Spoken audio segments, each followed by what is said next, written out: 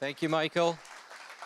One of the gifts that we get is we get to look across 400 companies every day, and we see some of the challenges they have, and we try and solve their problems. Late last year, we partnered with BCG, and they have actually extended the reach and our view and our horizon. And I think many of the questions you may be asking yourself is, how do I remain relevant and how do I remain current? We're going to bring on stage what I think is one of the leading blue flame thinkers today around AI. He's based out of the UK, but he's got this lens that allows him to look across the globe. He's got tremendous insight, he's got tremendous perspective, not just from the theoretical level, but he gets to see what's live in the wild every day, from early experimentation, late into, maturity and scale. So we have him, he's ours. For the next 30 minutes, we'll have time for Q&A as well. So please welcome Nick Clark on stage. Thanks, Cathal. I don't think I've had a better intro than that. Should hire you to follow me around. Right. Nice to meet you all. Question for you. How do we know what is real? I mean, we are very near King's College London here, but I promise you I'm not going to try and do a philosophy lecture here. But I do think, Jesse, maybe this was part of your question. This is an important question for us at the moment. What is real? We live in a world where there is a lot of excitement and hype about generative AI in particular, and agentic AI. And of course, some of it is real because we all use ChatGPT. We see the magic of it. But at the same time, there's a lot of noise. Many of you will have read a few weeks ago about the collapse of Builder.ai, where turned out actually what was this amazing sort of AI coding platform. Well, quite a lot of it was 700 very human agents working in India. I wanted to introduce myself actually. I work mostly in the world of front office customer service and customer experience, mostly advise people in financial services, companies in financial services around that. I've been following Klarna very closely over the last few years. And the more I find out about that, the more I realize what the headlines say isn't really what's going on in reality. So it is hard to cut through the noise.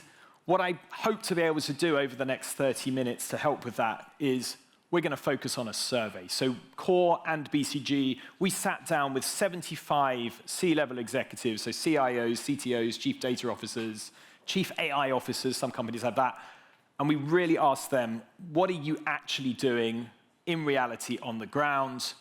What are you investing your time and your money in? What are you learning, and what are you planning to do in the future? So everything I present over the next 30 minutes or so is based on not just my opinion or Kore's opinion, but what are people actually doing in reality. Before we get started, a bit of just level setting on definitions. Michael gave some of this already, but I think how we think about agentic AI, it is the next evolutionary step from what we've been experiencing over the last 2.5 years, which is the generative AI piece. And I think what's different here is the way we like to think about it. There's lots of definitions out there on agentic AI. If we start with what an AI agent is, well, the way we define it is it's something that can do these three things: observe, plan, and act. So observe, understand, take in information, unstructured data to understand what's happening. Plan, which is decide a series of actions that could be taken, or choose the best action to take to achieve the outcome, and then actually perform that action, or at least instruct some kind of technology or human service to perform that action to get to the answer. So that's a step change more sophisticated than generative AI, which is really more of a call and response type approach. So that's an AI agent, and then when you put lots of AI agents together, that's when we start to talk about agentic AI. And so how I think of agentic AI as being a network of AI agents, each with their own specific set of tasks, which when deployed together can then perform a kind of higher level outcome. So an AI, you might have a series of AI agents. We'll give some examples later on actually that come together to perform those tasks. And that of course changes the roles of the people that are doing the work as well, because instead of me being a human being that spends a lot of my time, most white-collar jobs these days are people entering data into systems and and retrieving data, and we dress it up in, make it a little bit more exciting than that. But in future, really, the role of the human being is this orchestrator working with all these AI agents to then achieve the outcome that they're going to need. So that's quite a big step change to how we're going to be working. How that's being deployed is different by industry. And I think, hopefully, I see people taking photos. This is a good slide to take photos of. Because often we see the kind of high-level numbers which say, everyone's spending, focusing in on automating, software coding or customer service, call centers. But actually, it's different in different industries. Just to pick out a few, obviously, banking and insurance, typically what we would see is it's a lot of front office and back office customer service processes. Biopharma, much more around research development, the core business itself. Consumer focused around marketing, but also the operations, so manufacturing and supply chain and AI. And then transport and logistics, as you would expect. Supply chain is where it is. So thinking about where to start to find the value, there isn't a one-size-fits-all. It does depend on what is your industry, how does it align with your strategy. And we're starting to see of those organizations, Michael showed you that piece of, there's people at different levels of maturity. Real value is coming through to this sort of order of magnitude. So forget the kind of headlines. This is what we're actually seeing on the ground. So around the most mature organizations, sort of 15 to 18% capacity release, i.e. productivity being generated by people working alongside AI. At the lower end, it's more like the 7 to 12%. But what we find is when you're below that 15% number, it's very hard to actually realize those savings as a P&L saving or some kind of productivity improvement that you really see on the P&L. Because if I have a job that I make 7% more efficient, it's very hard to then say, okay, I can do a little bit more, or we can get fewer people to do this job, or we can redeploy people to do something different. It's only when we start to get into the 18, 20, 25% that we can actually start to transform organizations and really see that impact on the bottom line. Some companies, so those companies I talked about, we've got the AI future built, the most sophisticated ones there. Some examples, financial services, an area I focus on mostly. We're starting to see across the value chain, real benefits being delivered. So American Express runs about 8 billion credit and fraud risk decisions. I think that's per day, using GANs, generative adversarial networks, which is a combination of generative and machine learning AI, which is simulating fraud and then comparing it to the reality and then identifying where things are actually happening. Completely different use case. Vanguard, a personal investment company, 15% increase in conversion rates by using AI to automate marketing messages and create fully personalized messages there. Morgan Stanley, similarly on the kind of sales and relationship management side, they've got 16,000 financial advisors advising people on wealth management and their investments. They use a GPT-powered chatbot now to provide investment advice. It's not saving them time necessarily. What it's doing is improving the quality of the advice they can give, enabling them to retain customers and grow customer lifetime value. And finally, Swedbank, similarly using generative adversarial networks around anti-money laundering, saving them 150 million a year. You've seen this slide before. Observant people will have noticed that we've already presented this, but I wanted to go back to it though, because it's important. I've talked about these are the big value creation opportunities, but most people, most companies that I talk to are not yet at that stage where they're realizing that value. Only about 25% are realizing the value at scale. But those that are really jumping ahead. But I guess what's more important is to think about, well, what should everybody else do, right? How do we all get up to that top level of capability?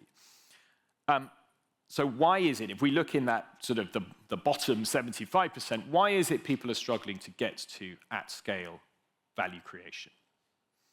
Well, often because, or usually because, the starting point is people start to look at use cases for AI. I've probably said the word use cases through this thing. It's something that people talk about all the time at the moment. What are the use cases? And to be honest, that's not a bad choice to make when you're thinking about how to start with an AI program is, well, what are the use cases, i.e. what are the ways that we can use the AI that's going to create the most value for the best combination of value and effort, and then we'll go and focus on those things. That's typically almost everybody's starting point. And actually, it's a good starting point. It's logical. It makes sense.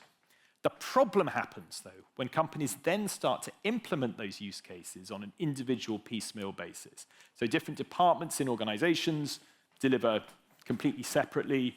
Even within the same departments, people implementing on different tools, different platforms, different solutions, solving the same problems over and over again, but separately. So a huge amount of wasted effort is going into trying to create tools that are supposed to make us more productive. We're becoming less productive in order to try and make tools to make us more productive. So what do we see specifically? This contextual orchestration. So what this means is we're building lots of different bots. They're using the same data, but they're not all using it in the same way, and they're not telling each other how it's being used. So it's very hard to transfer information from one automated solution to another. I see this in the customer service world, where we have bots that are handling customers face-to-face, and they're not necessarily connected to the bots that are supporting the human contact center reps, and so customers are getting different answers or disjointed journeys. The data integration needs. Now, this isn't just about, this isn't just about making data available for use by AI, which is in itself often a challenge if we're not cloud native or we're using lots of legacy systems. But it's also about making sure the data is being used in the right way by the right people, and that it's not, not being used irresponsibly or in a way that might yield unwanted or unnecessary results. The balancing scalability and speed is we can't do all this stuff off the shelf. Like, stuff does have to be custom built, but often there isn't that kind of centralized control over what should be custom built and what should be done off the shelf. So things happening at paces which are not well controlled. That leads us into this enterprise governance deficiencies, where it's tools are being built. I mean, generative AI, when I speak to CIOs, often it's a bit of a CIO's nightmare, really. There's tools being built all over the place without necessarily the controls over how are they being used, what are the outputs, what are they costing, what are the consumption costs for all these products, those kinds of questions. And then finally, the resource intensity. This stuff takes expertise. Like, these are new technologies. I think what's great, I talk to people that work in tech departments all the time now, and they're learning so much, they're loving what they're learning, but it still takes time to learn, and people who have learned are kind of precious resource at the moment. So we can't deploy people willy-nilly. We need to make sure we're deploying people on the right sorts of tools. And so this is where, and if you want to, I'm not going to present this whole slide, so if you want to take a photograph this one as well, because this is where starting to think about more integration-friendly platforms is where we can start to solve this issue of, let's not reinvent the wheel every time we build a new AI use case. So creating frameworks which allow context to be shifted between different bots.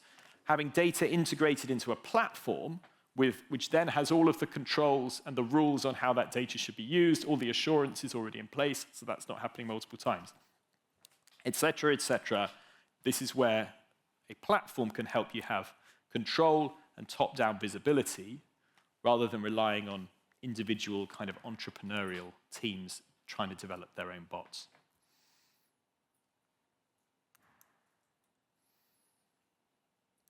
Get you to some numbers from the survey then. So we then talked to, as I say, 75 C-level leaders working across industries.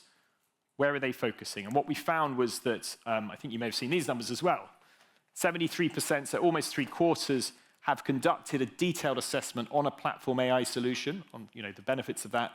84% are already exploring or transitioning. Interesting, 9%, oh, no, what's that, 11% are doing it without having done the assessment. So, what does that say about governance anyway? But nonetheless, they probably are making the right choice. It seems like that's like the majority are working towards that. A few numbers that we think were really stuck out as being insightful for us. 78% are preferring a hybrid solution. What this means is, often the conversation is, do we buy or do we build? In practice, there is no build and there is no buy. You have to do both of those things. So what we mean by that is, buying the fundamental platforms, the fundamental capabilities, but building, and build might mean low code, no code, but an effort needs to be put into creating the solution that is relevant for your organization and your needs. 80% recognize the value of platform-level guardrails and the need to be able to control and have visibility of what's happening. And interestingly, most people also see that this is not just something that's good to do from a sort of compliance point of view, but also the savings. So they expect it will cost about 10% less each time you try to build a new use case if you're doing it on a platform approach rather than trying to do it individually each time. And I actually think that 10% will increase over time. But as I said at the beginning, this is reality. This is what people are telling us in the market. So what should you do if you want to move forward with this, you want to think about this a bit further? Well, as I say at the beginning, the starting point is, what are the use cases? Where is the most value? Perhaps a lot of people in this room already have a good view of that, starting to think about that. But then I think the focus should be, where is the place where we should start to implement a platform? And that doesn't necessarily mean across the whole enterprise, because that could be quite, take quite a long time to get all that set up. But where is the place where we can get started, fund the journey, build that value, and build out from there? What is the tech infrastructure that needs to happen? Or at least what is the minimum level of tech, underlying tech infrastructure change that needs to happen to make the data available? How do we manage the change? And how do we, having got the platform in place, how do we actually set up those guardrails to deploy AI responsibly? Because that's what we see as being, once you have the platform in place, actually counterintuitively, it's the governance that helps companies to scale AI rather than being a blocker. And putting that sort of visually on a page, this is the kind of the plan on a page. So we start with the strategy, then have this platform to build or buy solutions and scale. Alongside that, we need to redefine the processes and tech foundations. So how are we going to work with this AI in future? And then manage change, manage the people side of that. Who's going to do this job? What do they need to do differently? How do leaders need to behave in a world where they're leading more AI agents than they are human employees, or a combination of the two? I don't have time to do every single one of these boxes, but I wanted to deep dive into a couple just to provide some of our latest thinking. So the first, on the processes stuff, a concept that we're very fond of at BCG is the idea of joy and toil. Kind of unusual terms, but I really like this. When we think about re-engineering processes to get the best from AI, what we want to be doing is maximizing joy. So joy is all the parts of your job that actually give you energy. So it might be work where you get to be creative, or do more sort of higher level problem solving, or lots of human people type engagement. And factors of toil are the things that drain us of energy. They get us down the kind of boring admin work, submitting expenses, probably the classic one, or things where there's a lot of mental or cognitive load, but none of the kind of satisfaction off the back of it. So when we go into organizations and we think about re-engineering work with AI, one of the things we do is actually go and talk to the employees as well and try and understand from them, because it's different for different people in different contexts. What are the things that give you joy and what are the things that create toil? And so if we can remove those parts of the process that are purely about toil, then the change management effort is turned on its head. It's not, oh, AI is going to take away my job. It's AI is going to take away the bits of my job that I basically don't like doing. And I can really focus my efforts on the things that give me joy and give me satisfaction in the job. And the other side, the people side, one of the things, this is actually from some work we're doing with a large financial services company. Starting to think about, well, what are the skills and the roles that we're going to need in these new organizations? So instead of maybe having lots of human operators that are doing lots of kind of manual work, manual task work, we're thinking about roles, people that are building AI. Some of these are technical roles, people doing the actual engineering and data science in the background, but often what we've called a bot designer here. This is someone that's working in a low-code, no-code environment. They're doing a combination of workflow design and prompt engineering. But they're building these agents effectively, and they're doing that in a sort of modular way. But we need lots of these roles that shape AI. So we've built the AI, but we need to constantly be looking at the performance improvement, monitoring that, making sure that the outcomes are getting better over time, and continually managing that. And then the governance side is the sort of risk management elements of that. So if I was asking someone, anybody kind of graduating into the workforce today, these are the kinds of things that we're seeing as being, the capabilities that organizations need in order to scale AI to the level that we're talking about by 2030. But I'll leave you with a quote, because I've stood here and I've been very kind of definitive about, this is what you need to do, this is where you need to focus. Of course, what excites me about this is also, this is also something very new. It's something quite revolutionary. There isn't a playbook yet. You have to write it as you go. Here's some best practices as we've seen them so far. That's what I presented today. But actually, for everybody, this is a whole new frontier. And I hope that today, in the conversations that you have, you can start to think about things that can go into your own playbook. But thank you very much for listening.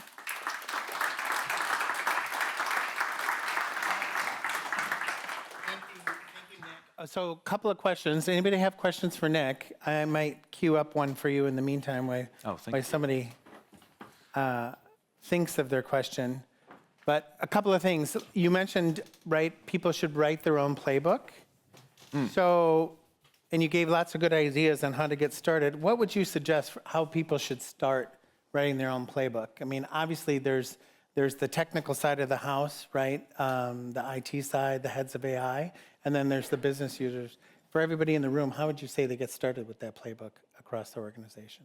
Well, I think this is kind of an unusual thing to say, so it's kind of counterintuitive, but I do think that governance should actually be one part of the design up front. And just to be clear on that, that doesn't mean you should spend like 6 months in a closed room designing like very specific intent governance type stuff. Yeah. But it does mean start from the idea that you're going to need to scale this. So having thinking about what are the right decisions that are going to need to be made at the right time, who needs to be involved in those, who needs to change what they're doing in order for that to work, that's a key part of getting started. Yeah. I would agree with that. So there's some regulations over in Europe, right, related to GDPR, and then some new AI regulations. How is that impacting, from your point of view, what people are doing here? Well, I'm keen to hear from the audience here, actually. Yeah, this one. Maybe we can go to them afterwards. But I mean, a discussion I'm having a lot at the moment is with organizations that are in both the UK and in Europe. And so the question is, what do we do from a compliance point of view? Do we just focus everything around the AI Act and standardize that across borders, or are we going to take a different approach in the UK? And I think one of the debates, I was actually in the Netherlands last week at another conference, and we were talking about, Europe has this, not just reputation, the reality is Europe has been very slow on innovation in the last few years. GDP growth has been very slow. Venture capital investment is way behind the US and behind China. So for the size of a developed market, it is behind. The question is the regulatory framework that the Europe is being put in place. Now that, again, I say earlier, governance, counterintuitively, maybe that's actually something that can help to accelerate things. We don't know yet, but I think if we think about, the world I work in is customer service. Customer adoption of AI is all about trust. And so if you have the right kind of regulatory framework, that does create an environment where it's easier to develop trust. So I think there is perhaps something about going slow to go fast by having those right regulatory stuff in place. Yep. But that doesn't mean, I don't know, I feel like, Europe needs a bit of a kind of innovation firework shoved somewhere, doesn't it? So I think that we need that it's more than just the regulation. I think there needs to be the right investment in the right places as well. Yeah. Yeah, and head of NVIDIA talked about last week, I think it was, right, how there's huge investment coming in Europe to build these data centers, the infrastructure that's needed for everything for generative AI. I don't know if you guys have heard, but in the US, you've got Google and Microsoft buying power plants, restarting nuclear power plants because they're going to need that power, that energy to crunch all these things that we're asking generative AI to do all the time. And it's kind of mind-blowing when you think of it from that point of view. And so Europe, little behind, but now huge investment coming. So when you guys are ready, they'll be ready for all of that. So what questions do you guys have? Or maybe you want to ask the group a question. Well, I'm interested actually in people's views on the regulatory stuff. I don't know, particularly if you're in organisations that are in Europe and in the UK, but equally whatever you want to ask. Yeah. There you go. Yeah. Just for reference to what you were asking about, the way that we did for our EX bot, a DocuSign, basically I actually hosted a course tenant on DE, the platform for Core. And because it is basically us handling employee queries from many countries in the globe, EU included, the AI Act and GDPR were the main guardrails that we put in place in order to handle employee data in a way that it wouldn't backfire. And then we imposed this as a reference for the US because I basically pick it up. What would be the worst case scenario in the event of, breach of data or even, handling HR use cases. So all the guardrails were put in place based off AI Act and GDPR. And then all the rest was done by localization strategies that were adapted from enterprise search rules as a whole, and some, techniques of audience targeting to know what to offer depending on what employee type we are talking about. So there was a breakdown by persona and use AI Act like for guardrails, PII redaction and whatnot. Yeah, that's interesting. Thank you for sharing that. I mean, I think that would that single example would suggest that the EU is making the right bet there. That they set the agenda on regulatory, and then everybody else follows. I think, unfortunately, we're living in a world of slightly irrational geopolitical and economic policies at the moment. So we'll have to see how that pans out in reality. Yeah, but thank you. Yeah, please. Yep. Oh, he's got it.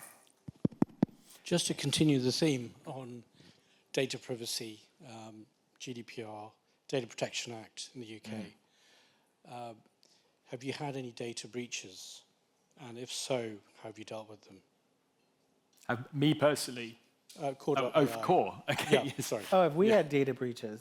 Not that I'm aware of, right? So we run everything in one of most of the hyperscaler clouds, unless somebody's got their own private cloud, but they usually run in one of the hyperscalers.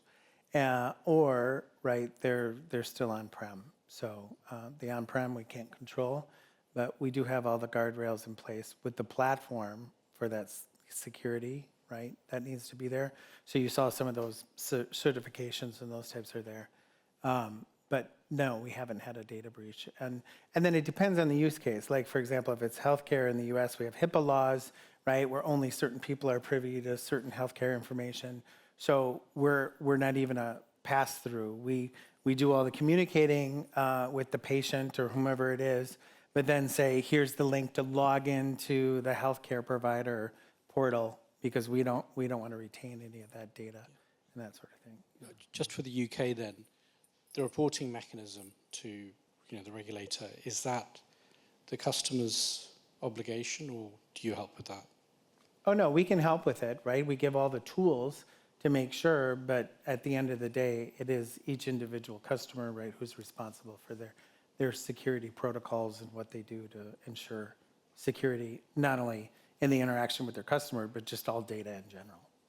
So, yeah. I mean, if you're interested, I have actually been involved in a data leak. Before I worked at BCG, I used to work for a company called TalkTalk, which people will know, telco. Not a good use case. Yeah, in 2015, we had a very large data leak. Around 150,000 customers' data was taken. Unfortunately, nothing ultimately bad was done with it, but the damage was already done. Now, what we learned there, I think it's a classic example because it happened not on the sort of strategic new platforms. It was on a very, very legacy web platform that was still open for, I don't know, 10,000 customers or something, but they used that as a way to get in. And secondly, the leak happens not because so much of the tech, it's the human factors. So it's the human decisions around governance, around accountability that really caused that to happen. But it was a kind of existential problem for TalkTalk. They've never recovered since. Yeah, a lot of times it's on something legacy. I'm not saying all the new is best, but it's because software hasn't been updated or something hasn't happened, and because it's legacy, meaning old legacy, not just standard. That's where we get into trouble. And it doesn't matter if it's government or business or retail. Yeah. Thank you. Yeah. Yeah. Over here.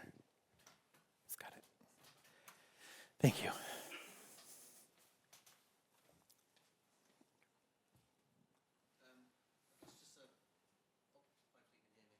Is that on? I don't think it's on. Hello? Yeah. There we go. It's always embarrassing. I guess maybe to that question there, one of the things that we're starting to sort of use more in for clients is automated data governance and stewardship platforms. One of the things that we're doing when we're deploying sort of multi-platform experiences is actually sort of overlaying sort of, this isn't a sort of a plug or anything like that, but platforms like Elation, because it can automate your data governance and stewardship and you get really, really strong controls. The benefit of it also is actually start to think about the experiences and the data elements that you need to sort of actually use for the experience anyway. So it sort of forces the issue. I guess maybe it's just a question to the chaps on stage is one of the things that we've seen earlier in the session today is about having contextual relevance and just having deeper understanding of what the person is doing. Based on your knowledge of the various AI acts, do you think they've actually sort of considered sort of the contextual relevance and how far the data goes back? Because at the minute, my personal perception is that it actually just think about it in a moment in time, as opposed to sort of 6 months, a year's worth of data. So be keen to get your views on that. Yeah, I mean, I think both of your points kind of come together. Actually, one thing I've talked to some people who are involved in the drafting of the AI Act, and I think one thing that they would recognize themselves and will say is it was most of the work was being done to build that in a time before generative AI, before that sort of big explosion of ChatGPT happened. So a lot of the provisions in it were really built for a kind of machine learning world. And what that means in particular is when people think about data, mostly what they were thinking about in those times was structured data. So data that could be very well defined, you know where it's stored. Most, particularly in regulated industries, most companies already have hopefully quite mature ways of governing and managing that data. So you can make quite clear rules about this is how long it should be kept for, and it's clear. I think what's different with the generative and with the agentic AI is it's much more about using the unstructured data. And the unstructured data means stuff that companies don't even think of as being data all of a sudden becomes data. Like, I mean, it is data, but, usable data. So, for example, contextual understanding and personalization might be, I like your point, like often it's very real-time data. Like it's, what has someone just been doing online before they call the call center? And that helps us understand why they might be calling and those sorts of things. So I think that will evolve. What I've heard when I talk to regulators, what they say is, and maybe this is a bit slopey shoulder, but what they say is, actually, we want to work with companies to tell us what they think the right answer is. So often I would take that as an invitation to kind of innovate and to suggest what things should be, because I think the pace of change relies on, it's still a bit ambiguous, I think, probably. Yeah, it's like a blessing and a curse in that all the generative AI capabilities came, so allowing every use case to sort of have its own journey. So if you think about it from a customer service lens, right, it doesn't have to be the static, you ask this question, get this answer, ask this question, get this answer. Now everybody, if you have 16 different people come into the same chatbot or conversational AI experience, they might have 16 different journeys with 16 different outcomes, right? Which is good. but it also makes it more difficult then to regulate or make sure you're ensuring that it's getting the best or correct answer, either because it's federally mandated, regulatory mandated, whatever it is. So it makes it actually harder at times. So that's why it's important to have those guardrails or those things to make sure it just doesn't go off and look at everything. And then the idea of large language models versus small language models, if you give it a smaller subset of data so it can't go off and figure out new answers to things you didn't think would come, a lot of times companies are now holding people to us, or holding these bots to a small language model instead of letting them go out and create new things. Because hallucinations can happen even when the data is all 100% accurate that it's drawing on. It could say, well, based on things that I know, I could see this happening, and that's not necessarily a correct answer and outcome that you'd want to share with somebody. Yeah. What are there? Another question back here.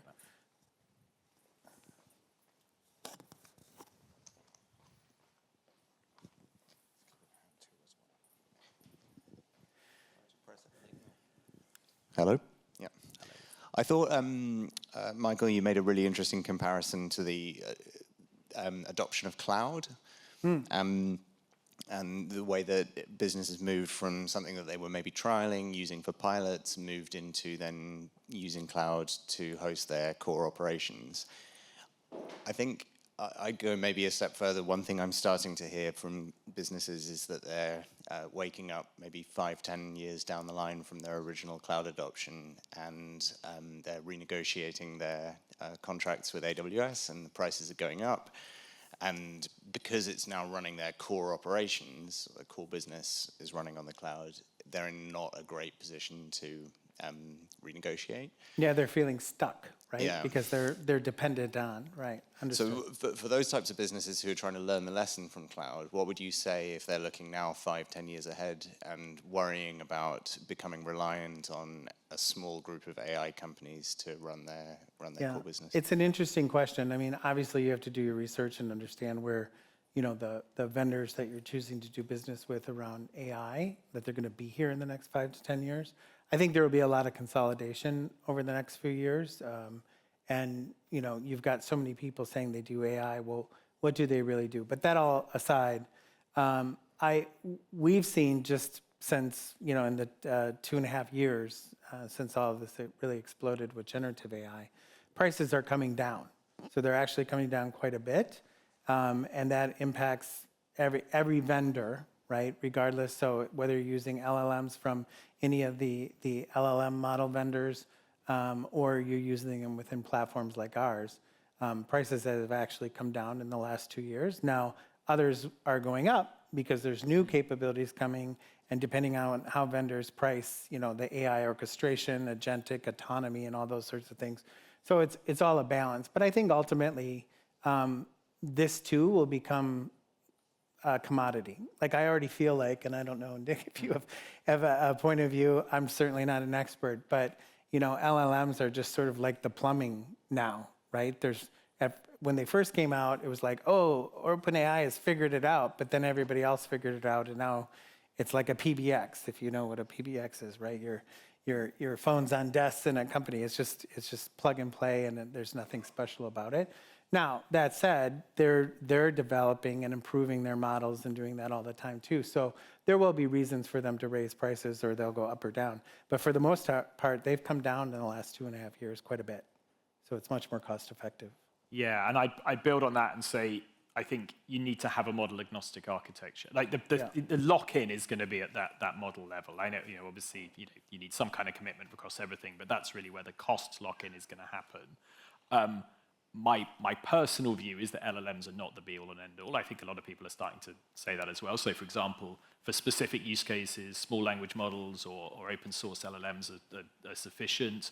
Also, I was having a conversation with the head of AI research at JP Morgan. So he's sort of doing the R&D for AI at JP Morgan, and his point of view is, actually for a lot of reasons, like he's a skeptic of these large reasoning models effectively. So his view is actually machine learning is much better for reasoning, but a combination of generative AI to help build the requirements for the machine learning engine to optimize to, and machine learning doing the optimizing, he thinks that's kind of the way forward, but you need to have a solution which enables you to plug into those different types and styles of models to get to the answers. All right. Do we have time for one more? One more quickly, and then we're going to have to move on. We could do this all day, I'm sure. Yeah, I've got a question about content. Do you think we're ever going to run out of content? Because companies know that producing new content is going to be used for AI. The whole sort of traditional search rankings and getting people to your websites going. I don't know if companies are going to be, or any producer of data is going to be incentivized to keep producing new content. I'm just wondering if you think it's got a shelf life before it goes out of date. Yeah, I mean, obviously with the sort of publicly available, because often there's a lot of copyrighted content as well, where there's problems around that. But stuff that is out there on the internet, pretty much all of that has been absorbed now and has been used for training. And I think, I don't know the veracity of these, but you read a lot of stories now around, there is a bit of cannibalization happening now, and AI models are sort of using AI-generated content, and that will affect the performance. But I think where there's a whole load of runway left is proprietary data that sits within organizations. So people's knowledge-based content, all of the product catalogs, all of the customer information that companies have. AI can't get to that. It's all firewalled. It's all internal. So stuff that you can train on in internal content. But this again is where the governance comes in, because of course what we want to do is protect that data and the veracity of that data, so it doesn't get sort of polluted by AI-generated content that then you get that kind of cannibalization effect. Yeah, exactly. Okay. Great. Well, thank you, Nick. very much. Appreciate it very much. Thank you. Thank you. Pleasure.